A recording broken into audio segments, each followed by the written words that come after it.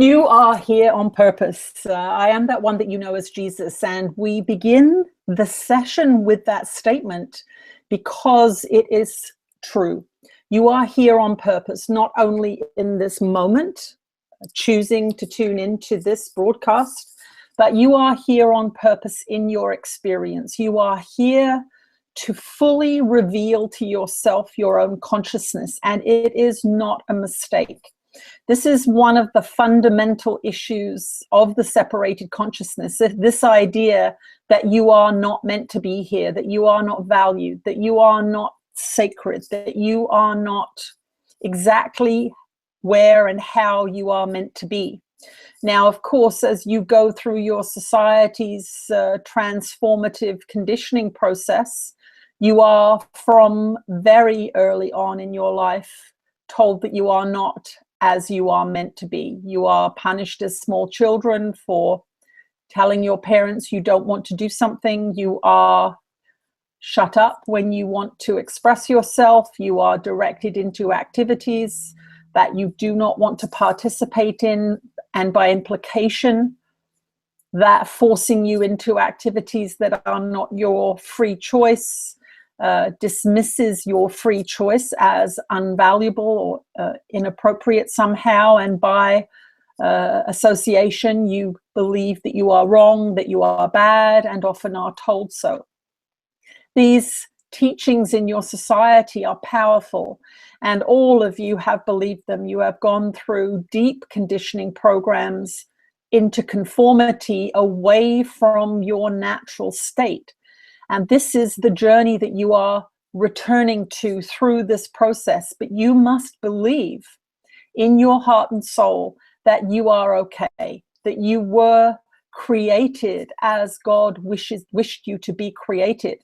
Now, in the idea of the separated consciousness, you may feel that you are making a mistake, but in God's eyes, there are no mistakes. You have chosen separation to experience your unique creative journey through your consciousness, good, bad, and indifferent. You get to experience it, and you have been given permission to do that. You have been given the creative skills of a God. That means that what you believe becomes true for you. However, in your society and in your training programs, you have believed things that are untrue. You have believed things that disconnect you from all that is and love, and you begin to suffer.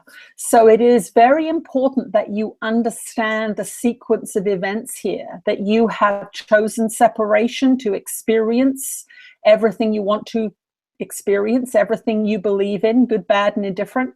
You've been given that freedom. You have free will on this plane. You have free will to eat badly. You have free will to attack people. You have free will to judge. You have free will to love. You have free will to remain ignorant. You have free will to educate yourselves.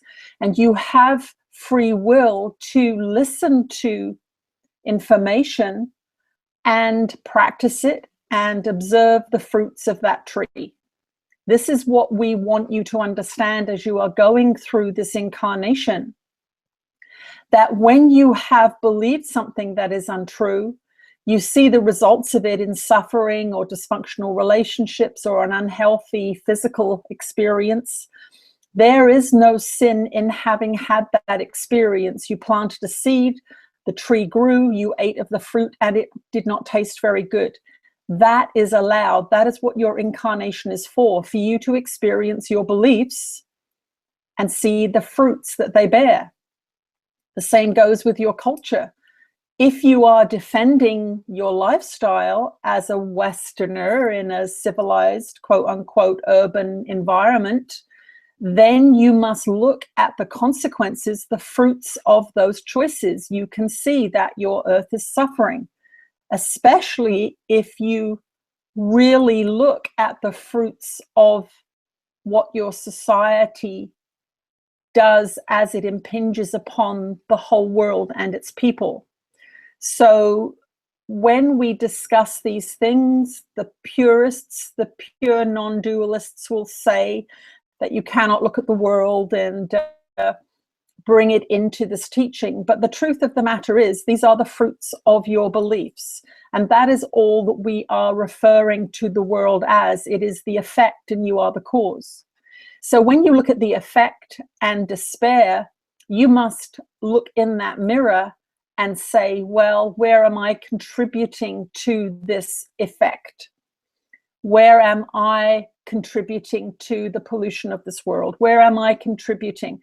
And this separation that you experience within your society at this time makes it very easy and convenient not to see the dots connected from cause to effect.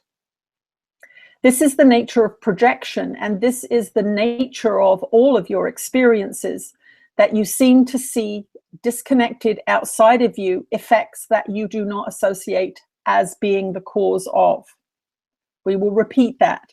You seem to see outside of you the effects of what you are doing, and they seem to be completely separated from you. This is how the separated consciousness works. It refuses to accept things outside of it as part of it. And this is the truth of misperception that most of you are participating in. The atonement is viewing everything as a whole, viewing that which is outside of you as if it is part of you. And through the process of forgiveness, you demonstrate your understanding of this principle. So you may look at your politicians, you may look at your pollution, you may look at your wars, and despair at those things initially, and then ask yourself, what are the qualities that are being demonstrated to me?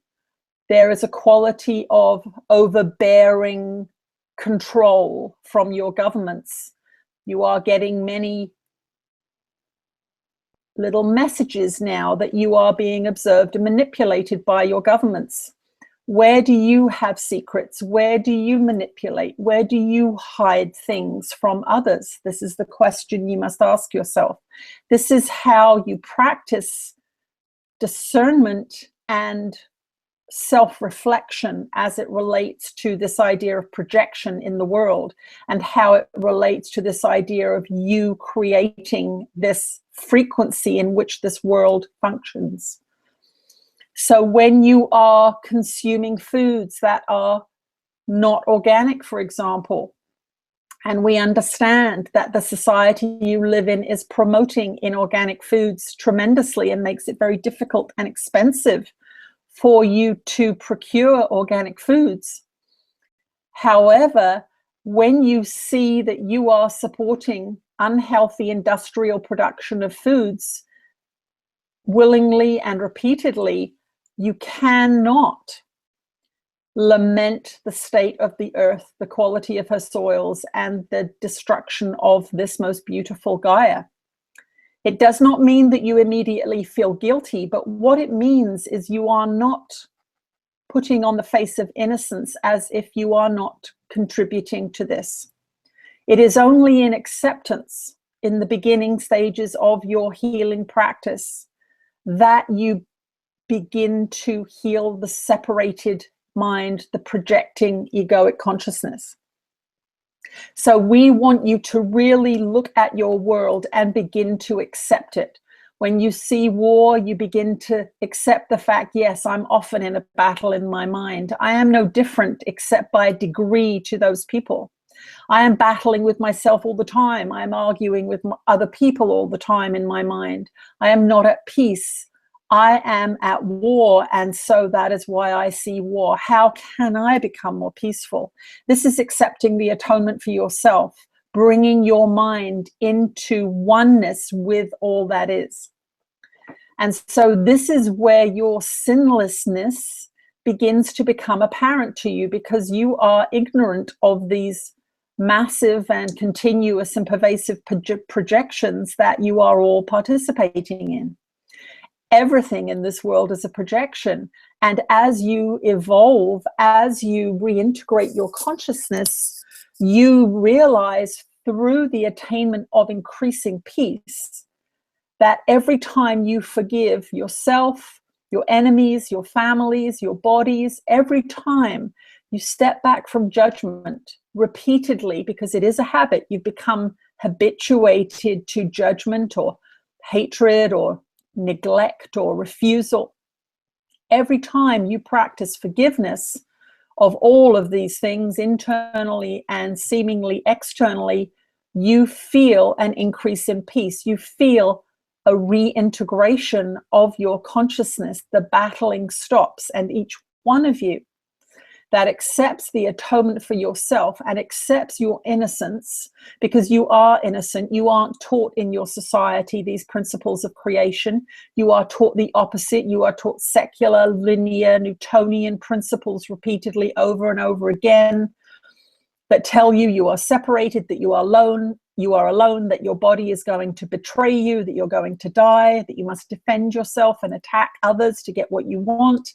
These are systematic trainings in your society from the time you are a tiny child. And so your participation in these systems is done in ignorance. But now you know. Now you have been given the means to heal your mind. And in healing your mind, you raise yourself up into the frequency of love. And in that frequency, you are in accord with the creative energies of the universe, and you can wield tremendous power. So gazing upon the world in despair keeps you powerless, because you maintain the projection, the separation.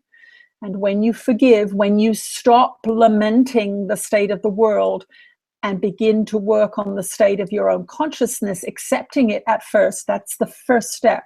You must say, I do not know what I am doing here. I've been taught so many things that are incorrect that I'm confused. And when I look out in the world, I have all these judgments. I think it's terrible. I am completely caught up in thinking. Please help me relieve myself of this burden of insanity. And that really is what you must do at the beginning of these practices. You must ask for your mind to be healed and understand that a lot of the feelings, a lot of the decisions you make are based on incorrect information. So in these early stages, and yes, even in the lessons in the 300s, you are still, dear ones, in the early stages of your reconditioning program, because you are beginning to learn how to practice forgiveness. And it will take place over years and years, this increasing peace. So when you get close to the end of your lessons, do not despair and wonder, what am I going to do now? You practice. You practice, you practice, you practice. You get to the point where every single moment of every single day, you are accepting yourself, you are accepting your brothers and sisters, you are inspired by natural action to live your life. You certainly are not necessarily living in an ashram, or although some of you may be motivated to do that at some stage of your development, but not necessarily. This being wanted to escape to an ashram when she began channeling, because she could not understand how she could integrate this work into being an ordinary person. And yet she has managed it. And each of you, even though you may be bewildered at times how you are going to live a life believing these things and practicing these principles, you too will come to a place where you see your life, your body, your families, your relationships transformed by these healing practices, and you will realize that you are no longer suffering because you look upon the world with forgiving eyes. You understand that what is playing out there is the ego's way of expression, the way of separation, the way of projection, and yet you are in peace, and you understand that you are not participating in this warring world because you are careless or indifferent, but you are not participating in it because you understand the laws of creation, and you understand that your peaceful mind, directed towards that which it is interested in, directed towards that which inspires it, directed towards that which makes it happy, is the greatest contribution that you can make to this world. And it is a burgeoning, increasing collective energy. If you could all see just the effect that this group is having on the frequency of this planet, you would be astonished. And if you could see the effect that the videos that this being produces has on the minds that are watching them, you would be astonished, and you would practice harder, because you would understand that the very things that break your heart on this planet are being healed by these practices. And as we go through these next few years, you are going to see more and more shifts and changes on your planet towards the positive, which means that some of your negative systems are going to break down, because they are not coming from a place of love, directed by energies of love and higher consciousness. So again, we reiterate to you, emphasize your own practice and enjoy the fruits of that tree, because you will have increasing peace. Yes, there are times in the beginning when the old ways and the old associations and the old beliefs override the new practice, and you will spiral down into sadness or grief or feelings of loneliness. But you know that you don't have to feel that way now. Before the course, before this practice, you thought that that was all there was. You would be given relief sometimes by addictive behaviors or ingestion of substances or blaming or attacking others, which always makes the ego feel better. But now you know better. Now you know that when you attack another, you feel bad because you have disconnected yourself from love. So you are becoming more and more aligned with truth, more and more aligned with freedom and love. And in that alignment, you become more powerful and you become kinder. And with that power and with that kindness, you become more influential. Each one of you, despite what the ego says, you are becoming more and more influential energetically. And as you hold firm to that frequency, you are attracting to you more and more of the same thing. So we encourage you to keep going with your practice. We encourage you both verbally and, of course, energetically as we share this space and time together now. We are encouraging you, and there are many beings at this time working with your energies to align with each other. And you are seeing this in your groups, you are seeing this in your conversations, genuine feelings of love for people you have never met yet. But that is because your minds are aligned to the same frequency, and you are connecting openly and defenselessly with each other, revealing your secrets, revealing your fears, revealing your desires. And that is how you create an authentic, loving society. You become that which you are, the unaltered soul that has shed all of the conditioned ideas and fears and warmongering of this treacherous modern world in which you have been indoctrinated. We will return for more conversation soon.